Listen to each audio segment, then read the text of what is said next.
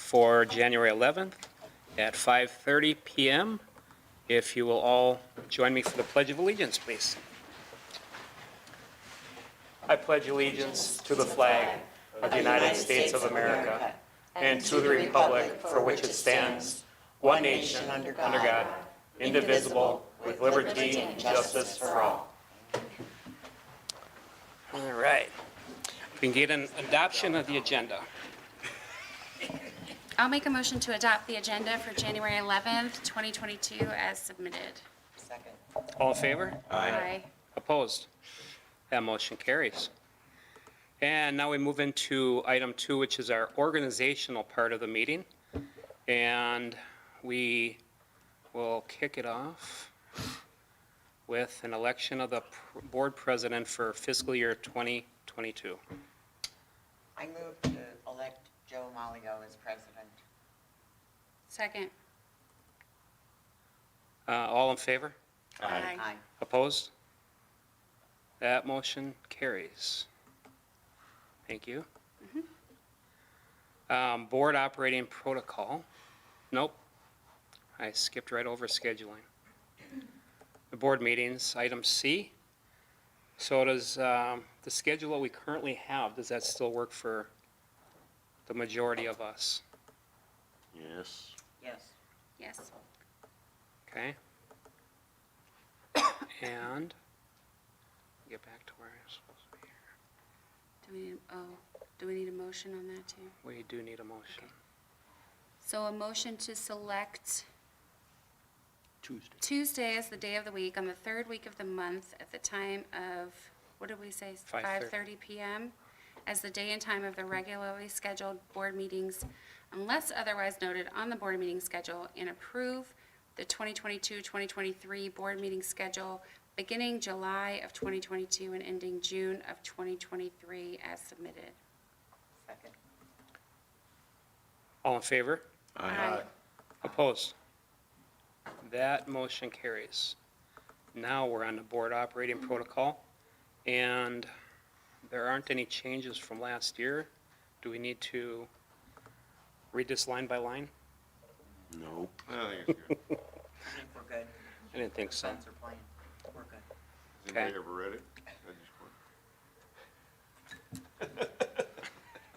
I'm ready for that motion then, if everybody's good with that protocol. I'll make a motion to approve the board operating protocol as submitted. Second. All in favor? Aye. Aye. Opposed? Motion carried. All right, item E. We all have a conflict of interest or no conflict of interest I guess you- form we need to fill out and sign. And we'll get that to the board secretary after the meeting. Has everybody found theirs and done the appropriate selection? It's right there, yeah. All right. So, you can get the, okay, we're good with that. All right, so now,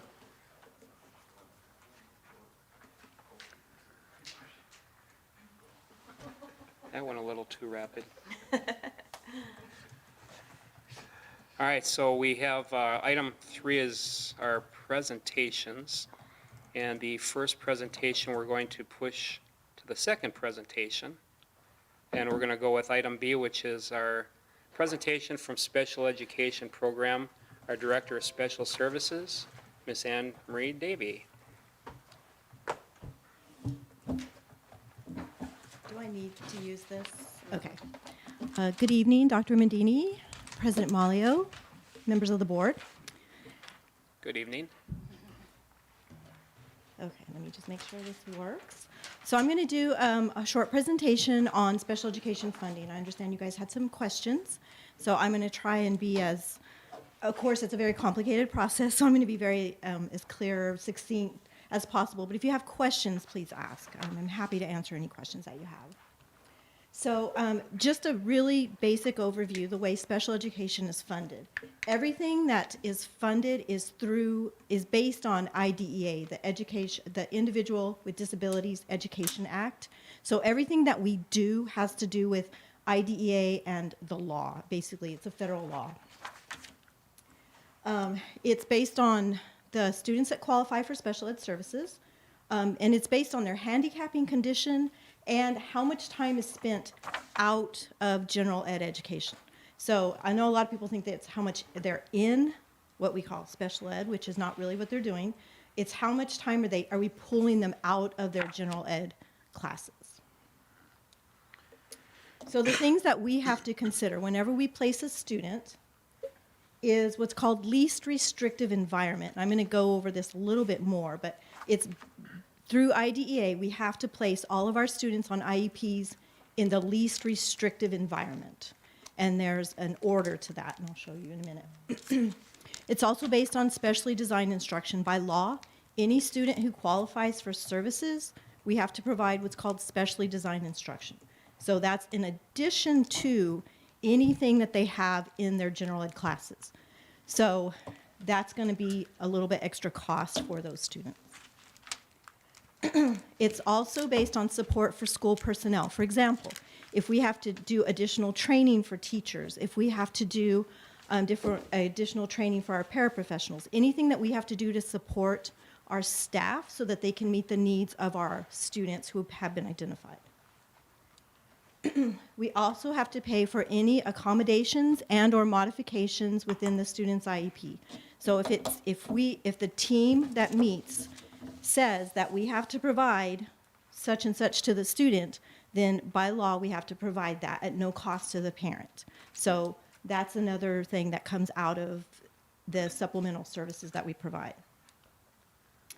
We also have to pay for any related services. Again, this is part of the IEP team. This is what we decide when we are looking at the needs of the kid, the individual needs.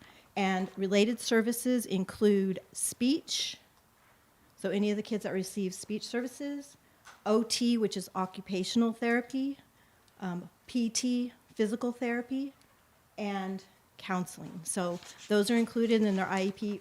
I didn't put that up there, but we also pay for transportation. Some kids we have a specialized bus, as you know, so we do provide specialized transportation for kids that qualify for that. So all of those are some things that we pay for.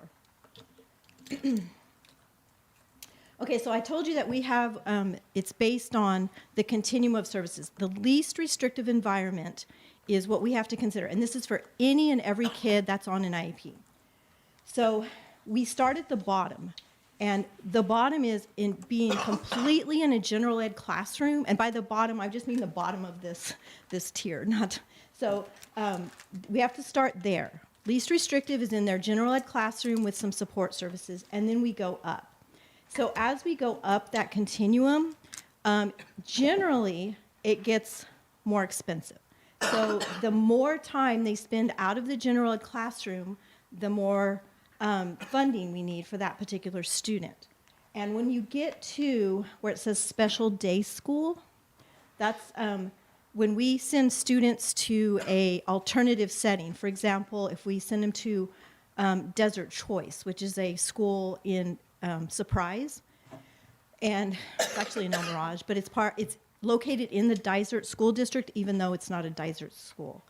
And if we send them there, it obviously costs more. And we provide the transportation. So that's a team decision. It's something that is, again, it's way up there on the continuum. It's one of the most restrictive. So we never start there. We have to move our way up that pyramid.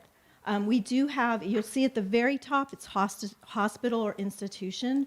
We actually do have students that end up, and we still have to provide services for them if they reside within our district. So even if they're not living here currently, if they're in a residential school, and we actually do have one student that attends ASDB in Tucson, but she actually, the state has changed it. It used to be through a voucher, but now they're their own entity. But we, any students are on that those top tiers are through a voucher. So I still have to make sure I'm paying those and I'm signing off on them, but the state does that through a voucher. But the special day school, and I'm going to get into that a little bit more about how we can supplement that.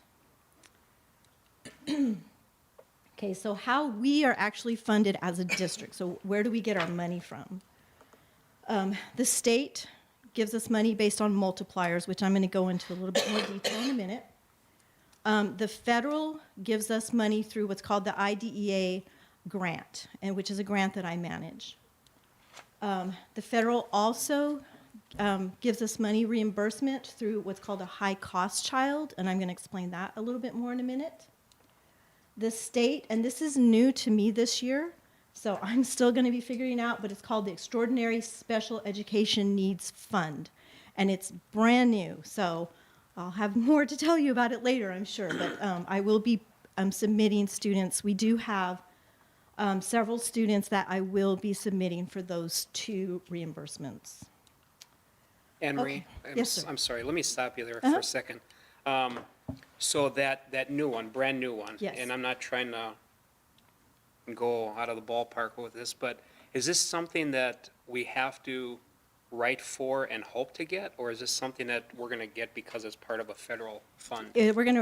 I'll explain a little bit more, Oh, but okay. it's a competitive grant, which Okay. means, it doesn't mean we're like fighting over it, but it means that I have to submit for it, I have to send in the paperwork for it. It's never guaranteed. Okay. The high-cost child, I've done as long as I've been in this, and we've never not gotten it. But I hate to say, like, every time we do this, every time we place a student, the conversation we always have is, I'll submit everything, but we're never guaranteed. Okay. And I'm going to give you a little bit more detail about the high cost and this new one because it's a little bit different this year. Both of those grants are competitive, and they're capped.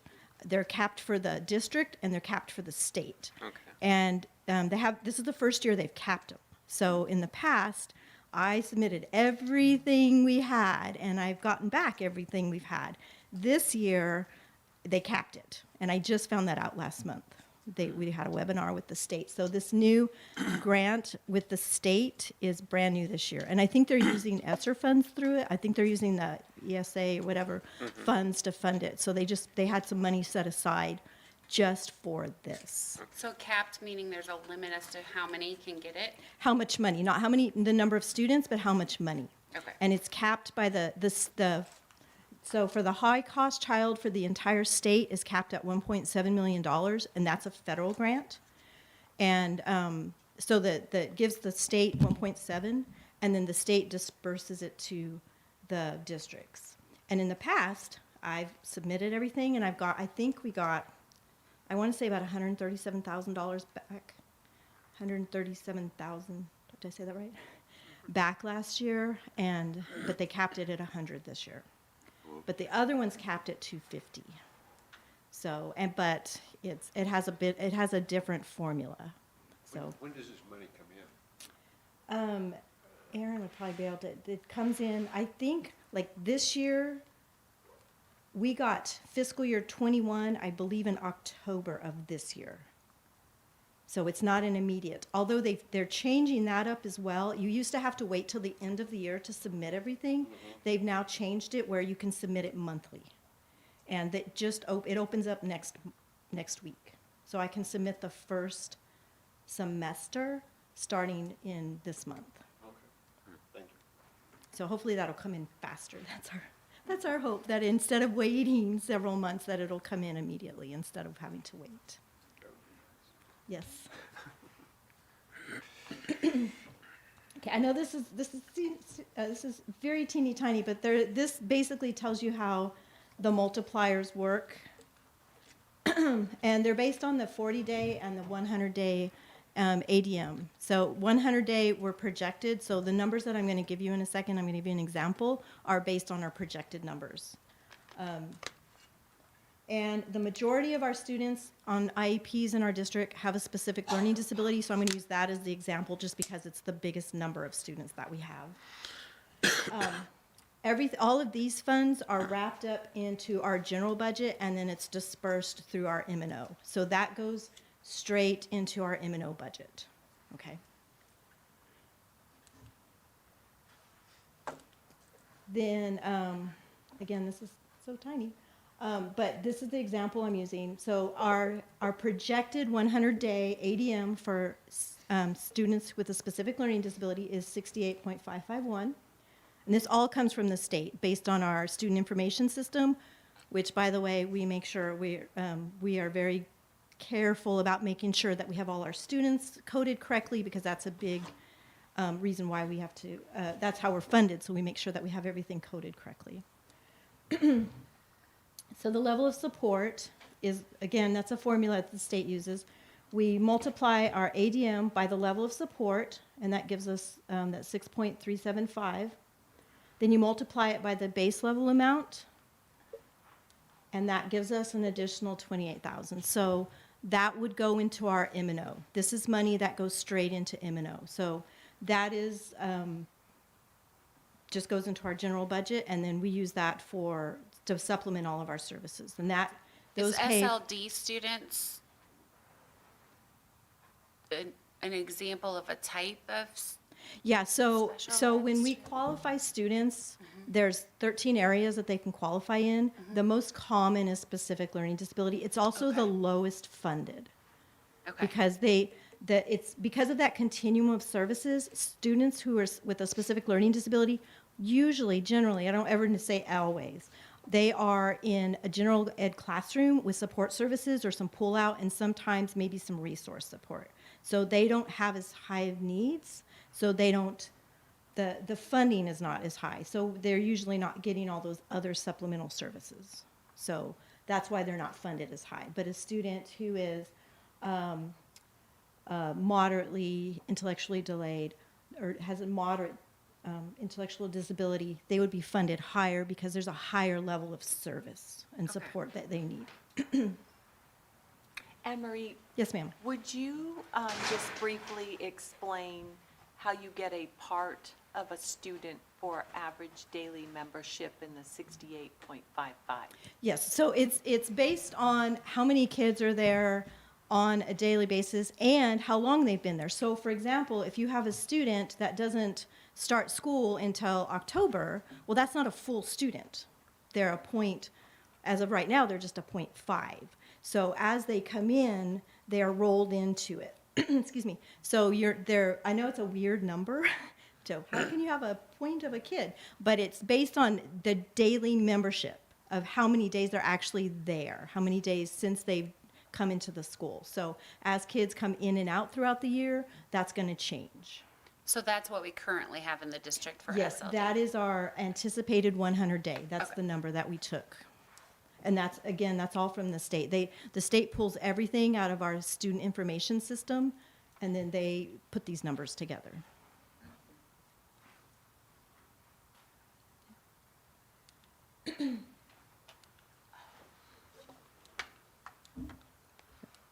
Okay, so the IDEA grant, and that's our federal money. That comes to us as a district. So the M&O goes into our general budget. The IDEA grant comes to us as a specific amount that is in a grant that we manage. These funds are a little bit more discretionary, meaning that they're very strict about what it can be used for and how it's managed. And I have to put everything in, like what we're going to use it for. We have to code it very specifically. And they can only be used for students on IEPs. And they're very strict about what you can use them on and the rules. This is based on our October 1 count. So right now, we're in the process of making sure that all of our students who are here on October 1st are in our system and coded correctly. So then that's due next week to the state as well. So the state, they take those numbers and they base our allocation for next year on how many students we actually had enrolled on October 1st. So if they leave on September 30th, we don't get to count them. If they come on October 2nd, we get to count them. Or we don't get to count them. So anybody who's here until on October 1st is used for our count. Based on October 1, we have 160 kids on IEPs. To give you a little bit of reference, last year we had 141. Our numbers are going up, and that's huge. Going from 141 to 160, that's a huge number. That's a different. As a matter of fact, I imagine the state is going to come and say, "Are you sure this number is?" I'm anticipating that already. So, but we are sure. Jeremy and I are 100% sure this is our number. So out of that fund, we fund 3.5 special ed teachers. And that is 90% of the money that is given to us. So that budget, that grant, pays for 3.5 of our teachers. The rest of the money is used for supplemental services, for stuff, teaching materials, stuff for my office, anything that supplements our kids on IEPs. And again, they're very specific, and I have to write this grant very specifically. What am I going to use this money for? Who are the teachers? We even have to code who the teachers are.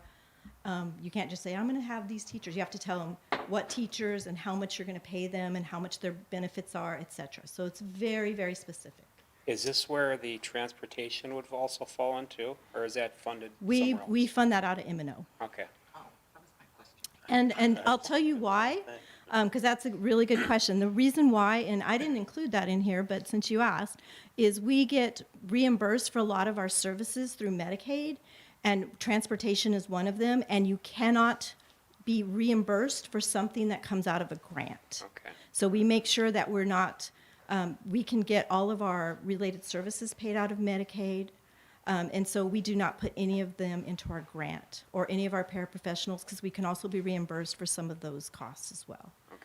So, So on October 1st, we had 160 special ed students. students on IEPs, yes. But the average of their attendance Well- is 68 and a half of them? Well, no, those are just your students with learning disabilities. So we have specific learning disabilities. So there's 13 categories, and out of that one, we have an average of 68 point whatever. But again, that is, you could have a student that is started on December 1st. They're averaged into that. Right. So that's why it's never going to be 160. Like, even if you added all the, I used to think the same thing, like, we don't have 114 kids. What do you mean? But it's the average of how many days they've actually been here altogether. 160 bodies, 160 bodies were but actually the enrolled. numbers of average membership in each of the programs is calculated by how many hours they are not in general education. Correct. Okay. Different formulas for different kinds of funding. Yeah. Clear as mud. It is I'm very glad you guys complicated. do all that. Wow. Wow. So yeah, I have to call, like, explain this to me. I know the ADE lady very well. Like, hey, it's Anne Marie in Wickenburg again. And Wickenburg's one of the most complicated districts in the state. So they are always like, okay, what do you have for us today, Anne Marie? Because of all of our feeder districts and so we're yeah, I have a lot of, let me get back to you on that, so. What makes it so complicated? Because of, we have several feeder districts, we have, especially now with Natterburg and the open enrollment, and it's just very complicated. And so I'll say, like, hey, here's a kid who's in a feeder district, but they go to ours, but they live here, but they do, yeah, there's a lot of that. Okay. So, yeah, it's always fun. It's like stump the ADE rep. Okay, so our high-cost child, and I'll go in a little more detail. I know you guys had questions about that. So we can be reimbursed the cost to provide service for students on IEPs that exceed $25,602 on a daily rate of, so based on that number. So in other words, they have to be, the cost has to be higher than that. You can't just say, oh, this kid cost me an additional $5,000. That's not going to count. So that's the criteria for that grant. And again, I told you it's competitive, and it's capped at 1.7. And this year, this is new, it's limited for $100,000 per district. Is that the state or the federal that limits This that? is the federal. So the federal limited to 100,000. So it doesn't matter how large your district is? No. It's $100,000 per district? 100,000. Wow. So Wickenburg, $100,000 is a lot of money. Dysart, they're like $100,000, you know. So, but yeah, it's $100,000 for all districts, and it's not based, that's why it's competitive. It's not based on, that's why Anne Marie is going to be starting submitting, because, and when the money's gone, it's gone. But I have never, in the past, not gotten what we've put in for. That's going to, obviously going to change. And since it's a federal, it's only for school districts, for public school districts. This new one, again, it's brand new, just found out about it last month. This is from the state. This is state money. So the federal government gave us this money. The state set aside this money for this specific grant. And it's the same exact criteria, but it's capped at 5 million, and it's limited to 250,000 per district for excess costs. The major difference in this one is that it's a net reimbursement, which means they take, like, let's say we send a student out of district and it costs us $45,000 to send this student. They will take that cost, they subtract whatever your multiplier is, and then you get the balance. Whereas the high-cost child, I get everything back, even though you're also getting the money from the multiplier. So I always thought that was kind of interesting, but I'll take it. But this one, they're going to subtract that money, and then they give you the balance. So, And is this one like in addition to the other one? yes, Or, okay. you can do both. You can do both, okay. So I am going to maximize as much as possible, because we do have a student that is going to hit that 100,000. So I want to make sure we get that one. That's the top of the list. And that one is a high priority student because of his handicapping area. So I don't want to say no doubt, but I'm fairly certain we are going to get reimbursed for him. So, and that's when I will be submitting next week. So the only reason I included this is because we also have to pay for what's called child fine. So any student that resides in our district, we have to, if there's a suspected disability, we have to determine if they qualify for services. So we have to identify and evaluate and provide services. So this includes students who are homeschooled. It includes students who are at the Christian Academy. If they reside in our district, they don't have to attend our school. We are still responsible for that. Okay, and we cannot, because it's an expected expense, I can't even put that into my grant. So, because the state says, no, you have to do this. So it's not supplemental, it's expected. So we do evaluate students at WCA, we evaluate homeschool students, and we also have what's called proportionate share that I have to spend on students who are not in our school district. So I have a question with that now. So a student that lives in our district that's going to WCA, we have to evaluate them, Correct. or you do. That's your job, not mine. But anyway,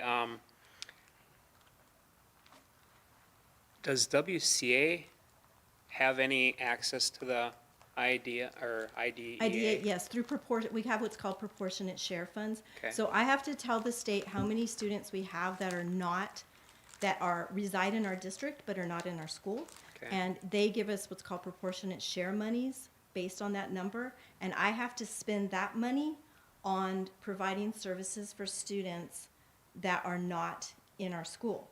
But, here's my little but. Because of the child find requirements, that's why I included this, I can't use that money for evaluations or identification. I can't use it because we have to do that. So it would be great if I could use my proportionate share monies because evaluations are not cheap. So I'd love to be able to use that, but I can't. Now I can use it to provide the actual services. So if they have speech services or or counseling services or OT, I can use the money for that, but I cannot use proportionate share monies to do something that we're charged with, which is the child fine portion of it. So here's a question that I have for you, based on, I don't know what your whole job is with this. How many times are you going, I'll use WCA again.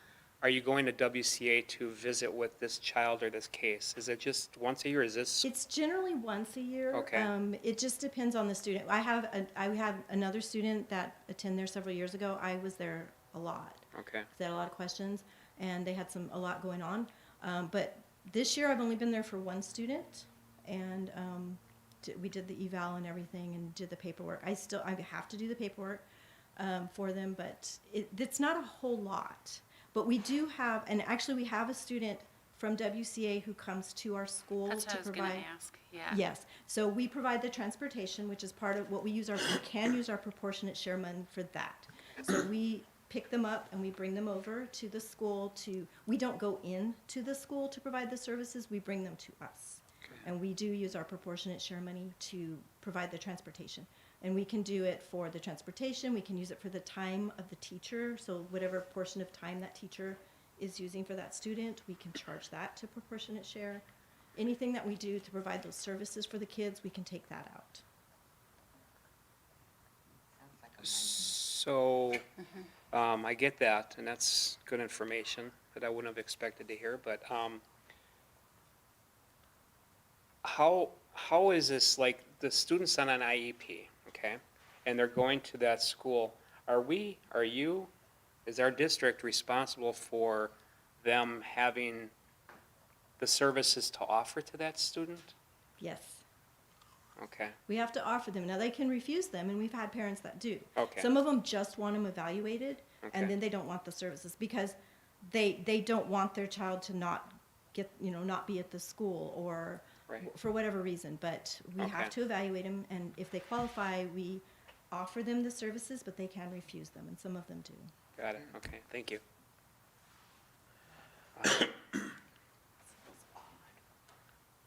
And I think that's pretty much it. Do you guys have other questions?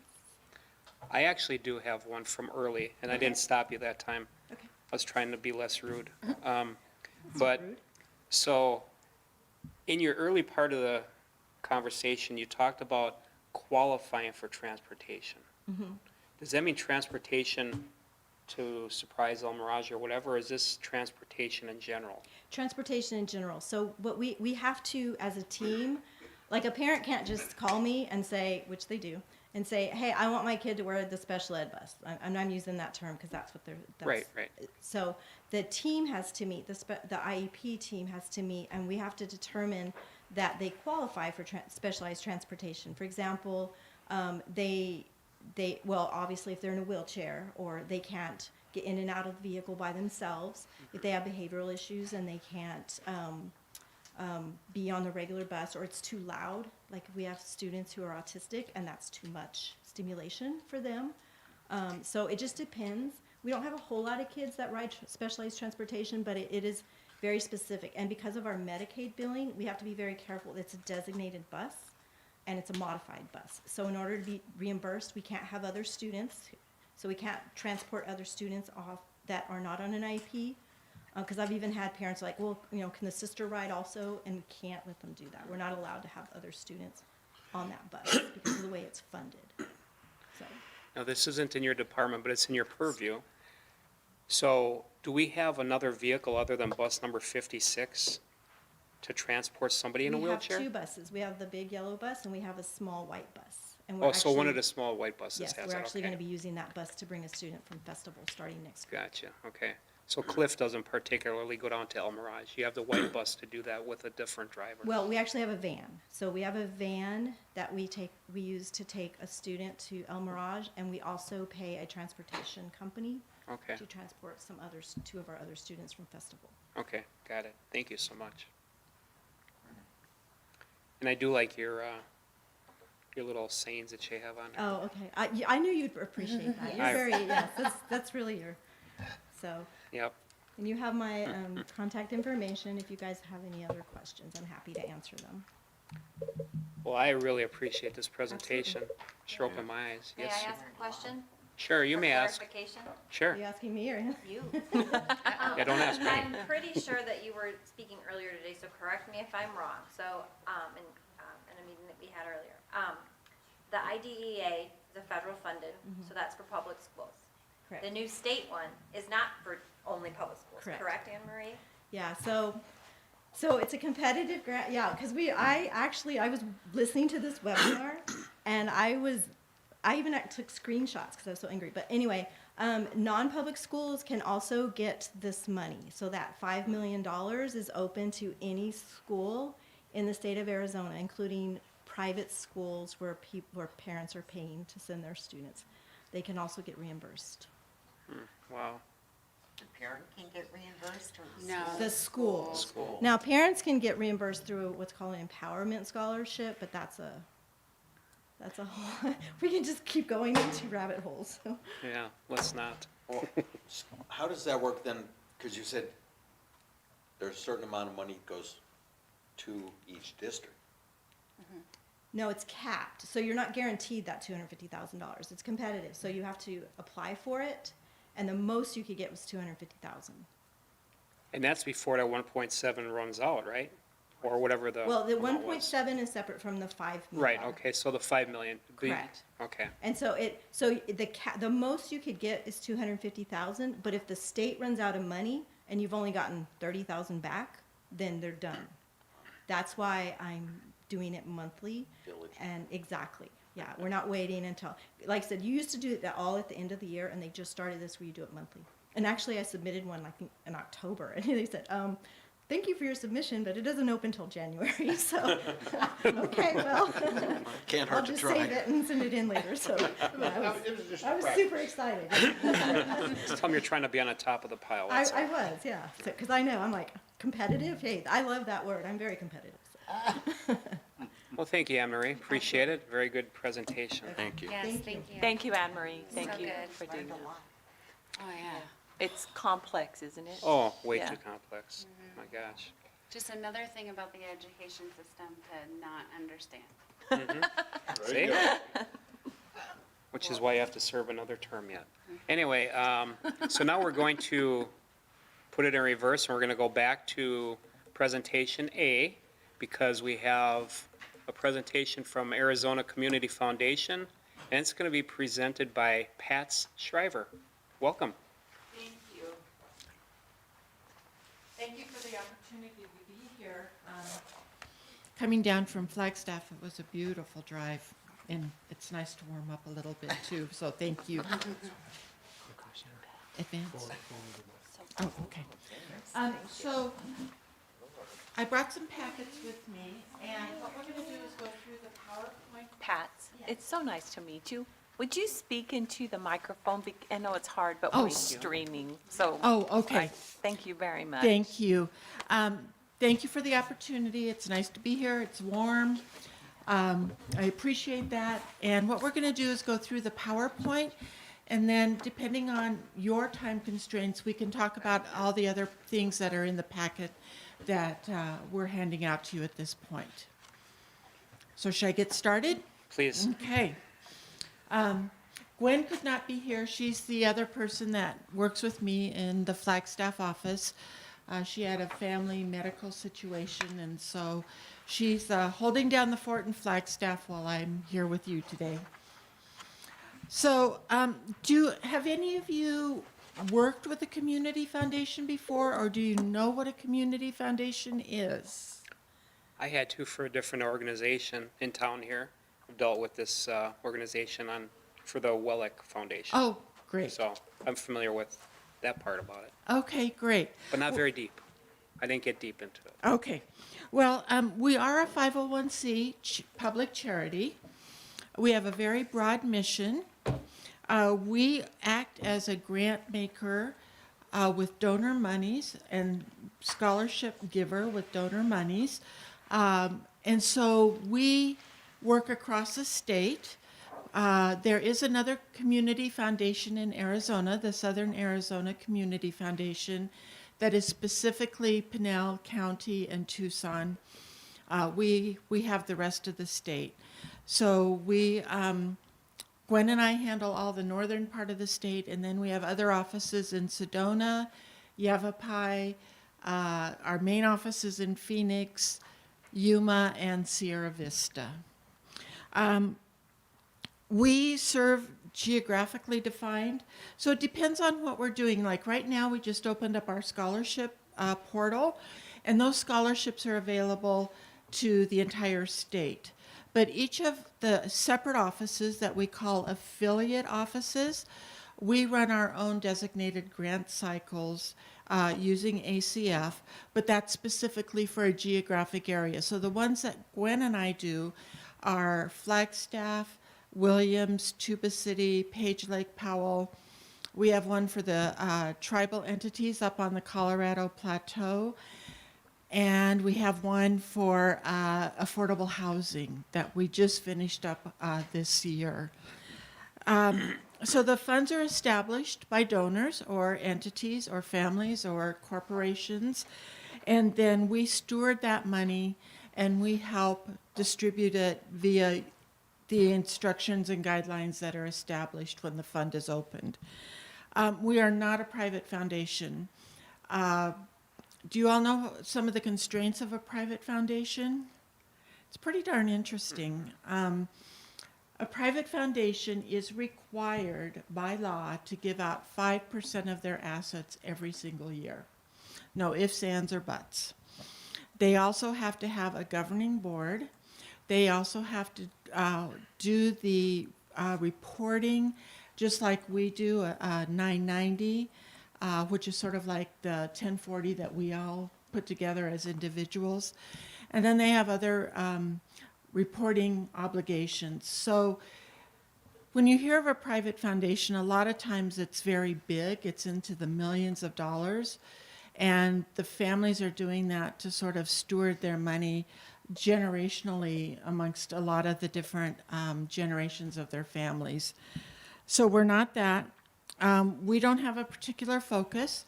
Like in most of our areas, the grant making we do, it covers the gamut of healthcare, social services, victim services, music, the arts, youth, education, environmental education. So we have a very broad scope of what we support out in the communities.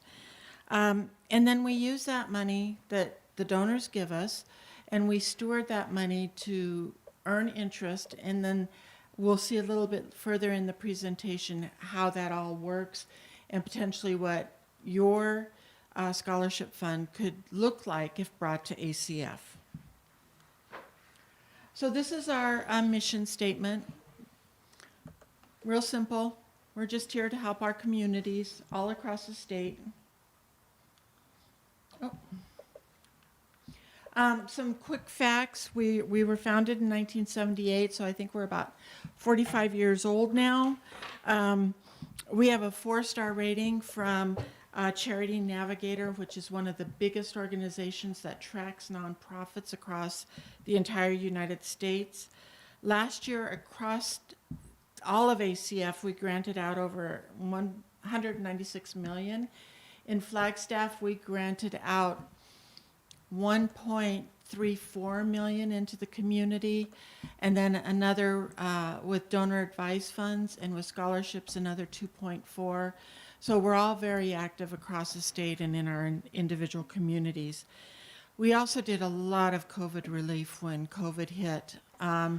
Donors stepped up like you cannot believe and just wanted to make every community better across the entire state. So we put almost $100 million into all the communities. And we've also run for some of the counties and cities across Arizona COVID relief. So we've worked with Maricopa County, we've worked with the city of Tempe, we've worked with Yuma, we've worked with Prescott.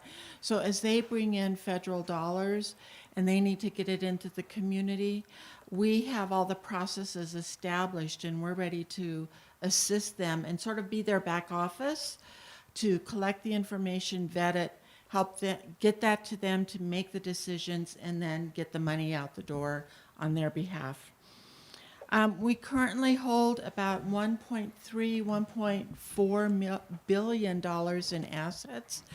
And so what that allows us to do is pool all that money and get into investment vehicles that as an individual I couldn't get in, or even as an organization, if I had 100,000 or 200 or 300,000, you wouldn't be able to get into the types of funds that we're able to get in.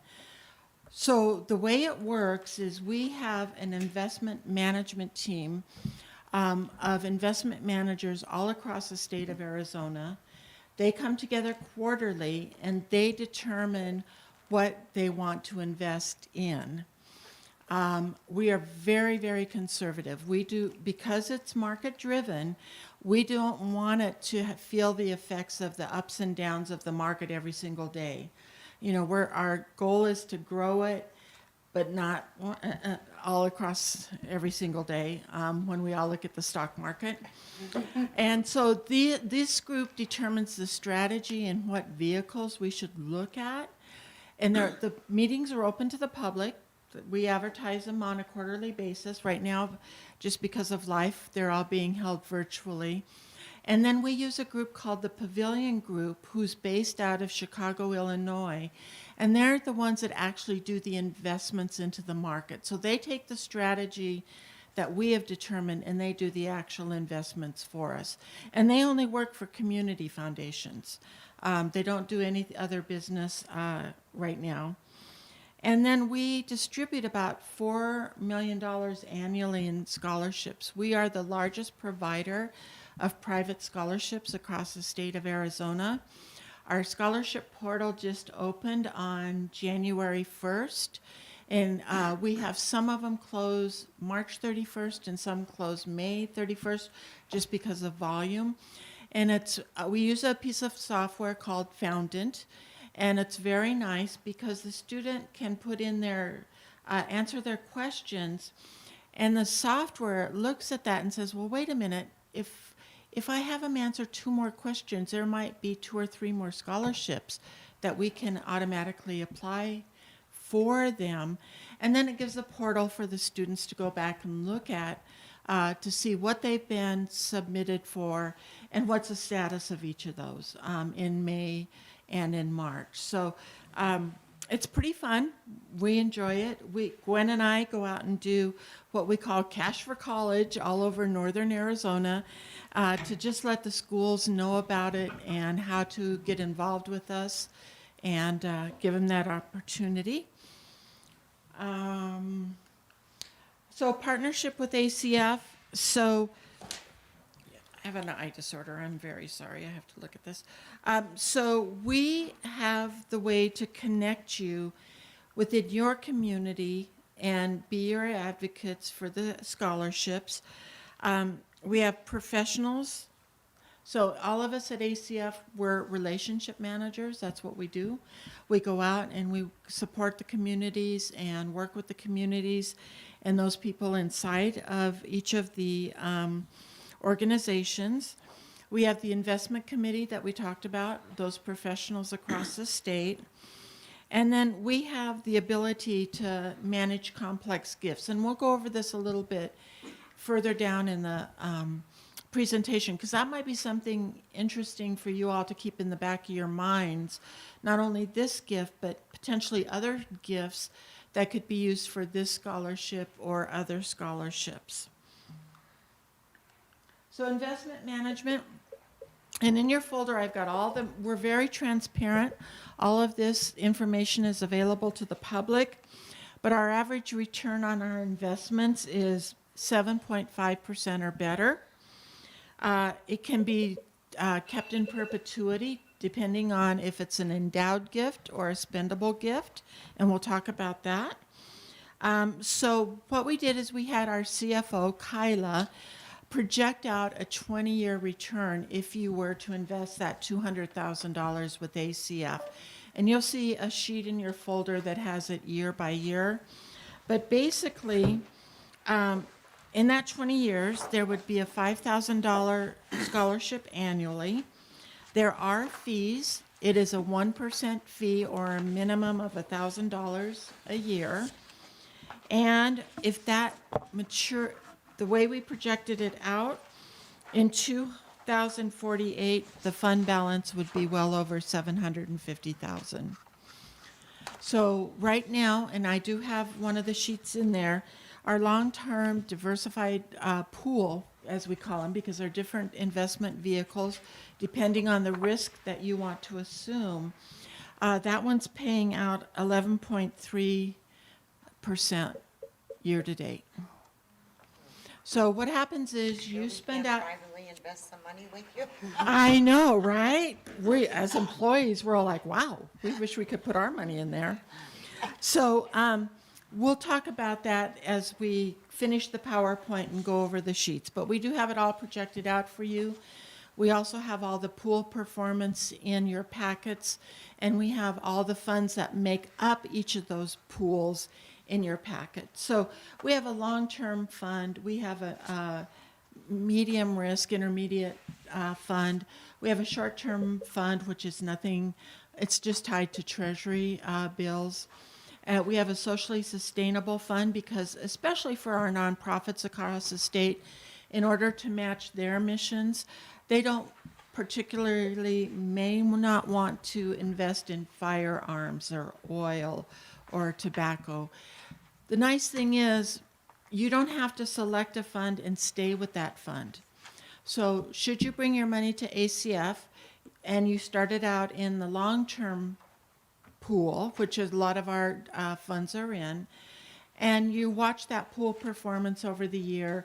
Let's say in a year you're reevaluating it as a board and you say, well, we want to put 50%, keep it in the long-term fund, but really to match our mission, we want 50% in the sustainable fund. We can split that for you. So you can have a different makeup. You don't have to have all your money in one spot. We can break that up for you. And then there are some other things on the next slide. So here's some of the funds that are at ACF from the Wickenburg area.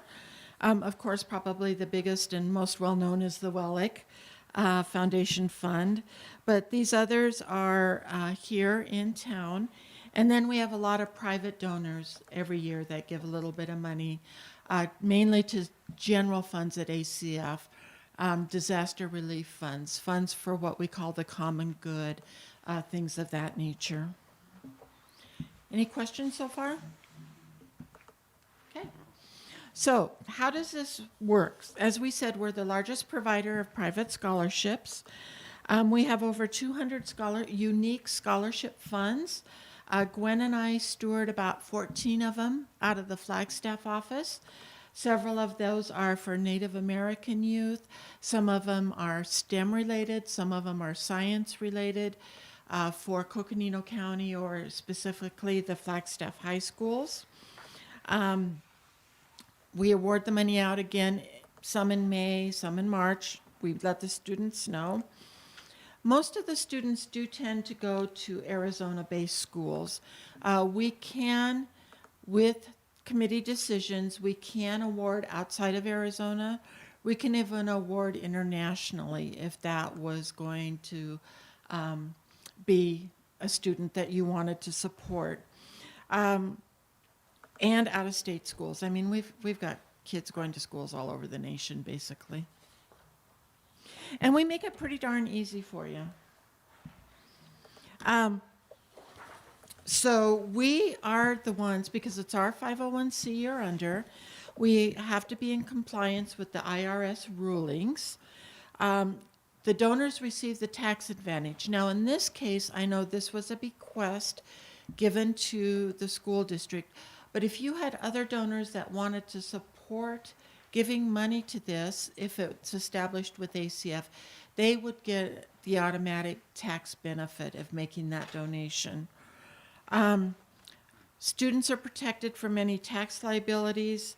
We can customize the application based on your needs, and I do have a sample in there. It is for the Mary Ann Stone Scholarship. She was a teacher out in Ganado on the Navajo Reservation for over 20 years, and her family established a scholarship for the Navajo Nation high schools. So they wanted to customize the application. So we can work with you to customize it for what you would like. We then run it by our scholarship team just to make sure it's legally compliant. We can put pictures on it. We can put the story of the donor on it and then ask all of the questions that you would like to ask in that. There are things that we do not cover and things that we cover, and those are listed there. So legally, we can cover tuition, course or lab fees, books, room and board. What we can't cover are funds for travel, research, study, fellowships, and internships, because those are considered taxable items. So we cannot cover those. and they are awarded on an objective and discriminatory basis.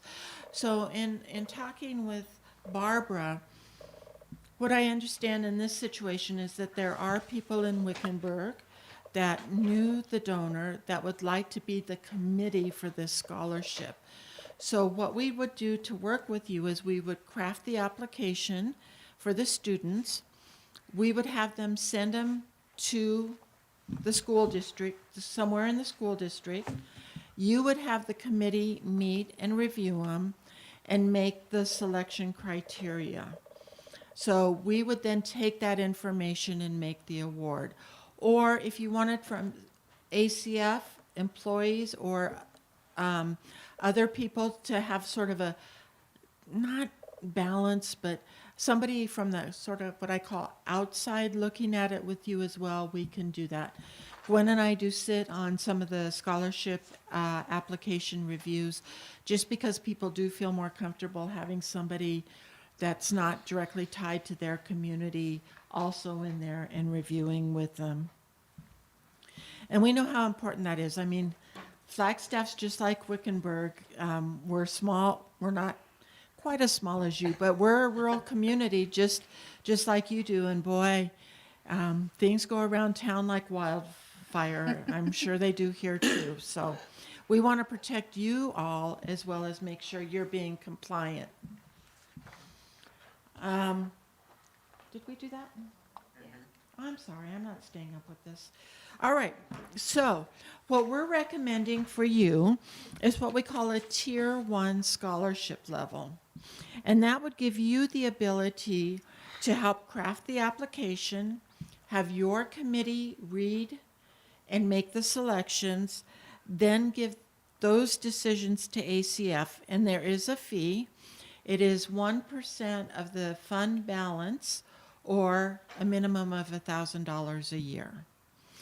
The way we do that is who's ever on the fund agreement, and we can talk about that, those people have access to the fund information on our online portal. So you can go in and see a statement every month. It's a one-page PDF statement of what that month looked like. And then our year-to-date is April 1st through March 31st is our fiscal year. And so we'll track it by the month and then fiscal year-to-date. So you can see earnings. You could see losses if there were losses. We take the fees out quarterly so that we'll have something in there about the fund fee that they'll subtract out. Should you get more donations, it would list all the donors who gave to that month. So it's a pretty comprehensive statement that you would have access to. Now, why are we suggesting Tier 1 rather than some of the other tiers? In discussions, it sounds like there is some local control. And when I say control, that's not really a good word, but the donor was, I understand, had friends or community members that she wanted involved in helping make these decisions. And that's what the Tier 1 would allow you to do. Tier 2, it would just put it in that online foundant portal, and we hope for the best and see who applies. But this will allow you to actually distribute the application locally. It doesn't have to be within that window. Let's say you wanted to do it in the fall. We can do a fall. If you wanted to keep it open year-round and see what kind of applications came in and then said, this is our closing date, we can do that as well. So you're keeping it as a Tier 1 allows you to have that control that you determine you want and how to process the applications. And then different ways that you can give. You know, we know this was a bequest, but you know, so many times people think donations are cash or stock. Well, we can do life insurance. We could take the beneficiary of a life insurance policy. We can take IRA distributions. We can take real estate. I know that the ranch here was given to ACF, and I don't think we steward it anymore. I think there's a organization that's taken that over. But in Flagstaff, we have a Wendy's property in Scottsdale, Arizona that was donated by a donor to start her fund. So we can take unique gifts. We can take trusts, we can take real estate, we can take stock. And then that money, we can help work with donors so that should somebody want to, let's say, do a charitable remainder trust, so that money, they would use it in their lifetime, but the remainder of it, when they passed, would come to you. So we can we have the expertise. We have a non-practicing lawyer who's an employee of ACF. So when it comes to all these complex gifts, she's our go-to person. Like, how would we handle this? How, does it meet our gift acceptance? And there is a committee that reviews these and determines if we can accept them or not. You sell it like real estate, you just sell that? It depends. If it's benefit, like the one that I have, the Wendy's restaurant, I've been there 10 years and it's been there 10 years. So I think the rent off of that property is more beneficial to keep it that way. We do have some that we do sell off immediately if it makes more sense. I mean, we're not in the property management business, but we do have 3 or 4 of those very lucrative properties that we have kept and manage. Okay. Questions? I'm ready. Do you want to go through the packet and I'll talk about what I brought for you? No? No? Thank you. Yeah, if I may? Yes. Yeah, just thank you so much, Pat, for coming up here. We've been in discussion for a long time. Yeah. And this is a big decision for our board to make. So the information that you've provided will help us get there. And I've provided a little bit of information to the board individually, and we're going to take some more time. You were referred to us by one of our legal counsel, Leslie. Miss Leslie. So we're still in communication with her, and we'll be making a recommendation to the board for a possible action item in the future. Okay. So I do have a question in regards to that, because it is, as you pointed out, scholarship time. We don't meet again until February, so if the board were to approve this and move forward with moving our funds to ACF to help us with this scholarship, is that going to be enough time to get that scholarship application out there? We have an application that we used last year. Would we be able to award from an ACF fund for this spring for that scholarship that we're speaking of, Betty Boat Scholarship? It takes us about a week to open up the fund once we Okay. receive the paperwork and the money. Okay. If you have a draft scholarship application you'd like to Yes. use, and you'd like me just to vet it now or soon with our scholarship team to see if they have any feedback on it, we can hit the ground running. Okay, that's Yeah. helpful. Okay, perfect, thank you. We did award this scholarship last year as the process was kind of in play. So I think the committee's already met and kind of put some things together, so it may not be as long a delay. Okay. And then, as I've shared with Barbara, to open the fund, there is a fund agreement that she is in receipt of. And then that plus the board minutes approving opening the fund with ACF, and then the money. And the money can be a check or it can be a wire transfer, whatever is easiest for all of you, should you go that route. Good. Thank you so much, Pat. Thank you. Great presentation. Thank Good you. information. Gwen was watching, so I know I'll get graded. Oh, She's streaming it. well, I'm glad you spoke into the microphone then. There you go, good job. Thank you so much. And if you do have any questions that pop up, certainly have Barbara reach out, and our contact info's here, and we'd always keep her copied in on any discussions as well. Good. All right, thank you all. Thank you Thank so you. much. Thank you. Do you have to drive back to Flagstaff now? No, I have an eye disorder. I have macular degeneration Oh. in one eye, and so nighttime driving is not my best thing in life. So I will be at the Best Western, I think it is here. Oh, good. And It's then right there. get up early and head out in the morning. Oh, well, thank you I'm so just much glad for that you coming. didn't have to drive Thanks home again, tonight. Pat. No, I don't Yeah. drive home at I night. used to live in Flagstaff. Oh, did you? Yes. Well, and even just going up the hill with the elk and, oh, no. Alrighty, so we are moving along to item 3C, which is our recognition section. Does anybody on the board have anything for recognitions this time?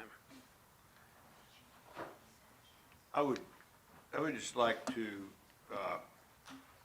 recognize all of our teachers and their flexibility in jumping from one class to another to cover for shortages and sickness and, whatever else, just to try to continue to support the students. Well, I second that one, huge. Anybody else? Dr. Remen, oh, we do, I'm sorry. I was just gonna say, and I believe we all know, because it's been on Facebook, and Oh, yeah. We can't hear you on the stream. You need to move the microphone closer. I just left it where it was. Okay? Okay. Is our teacher being recognized as Teacher of the Year at the Yes. Chamber Awards? Probably gonna. Sherry Lance. Sherry Lance. Mhm. Yes, so I just wanted to say I think that was great, and she was very appreciative and very happy about it. So anyway, just wanted to say for you, those of you who haven't seen it. Well, thank you, Sandy. Well, Dr. Remendini, there you go.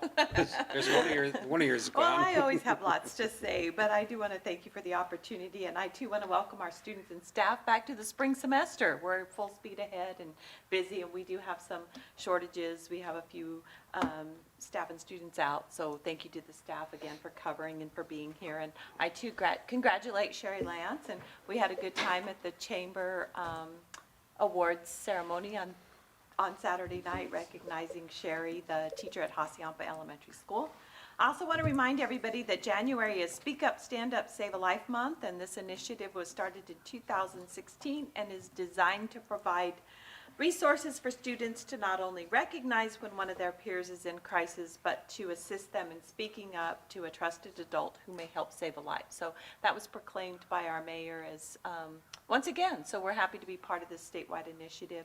And then lastly, I just want to remind everybody that on January 24th, Wickenburg School District will host the Maricopa County Region 4 Spelling Bee. So we're very excited to show off our beautiful web center, which we're going to hold this, no? Did I have the date wrong? Uh-oh. January 24th is District Week.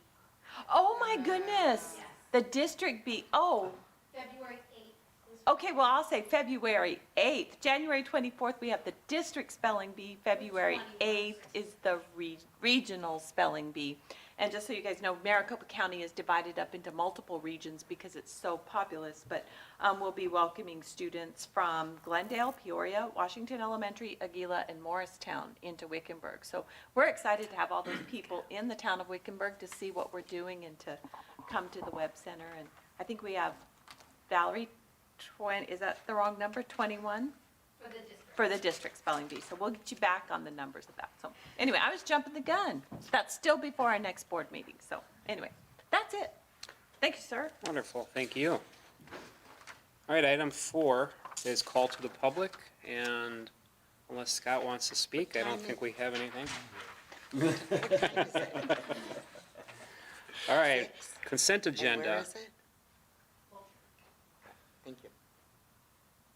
Sorry. I was Oh, that's trying to get okay. the information on the spelling bee. Oh, okay. No, I thought you were talking to me, I didn't. Sorry. No, that's okay, I'm getting used to it. All right, consent agenda. Anybody on the board need anything pulled before we take action on the consent agenda? Hearing none, we can entertain a motion then. Make a motion to approve the consent agenda items for January 11th, 2022 as submitted. Second. All in favor? Aye. Opposed? That motion carries, thank you. Item 6 is our action items. And the first one is request for approval of financial reports presented by our Executive Director of Business Services, Mrs. Erin Johnson. Good evening, thank you.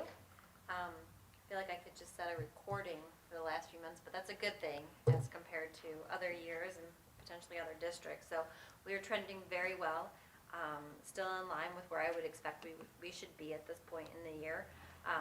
No surprises with anything in the report this month once again. So we are in compliance. There's no surprises to the best of my knowledge, and all of our budget balances are positive. That's awesome news. Anybody have anything for Aaron? Just Well. keep them positive. Keep them positive and we'll move right along. That's Okay, the if we goal. get our motion on that one? Make a motion to approve the financial report as submitted. Second. All in favor? Aye. Aye. Opposed? Motion carries. Thank you, Aaron. Item 6B, action item. This is the first reading of the policy advisories that are listed. Anybody have anything on there?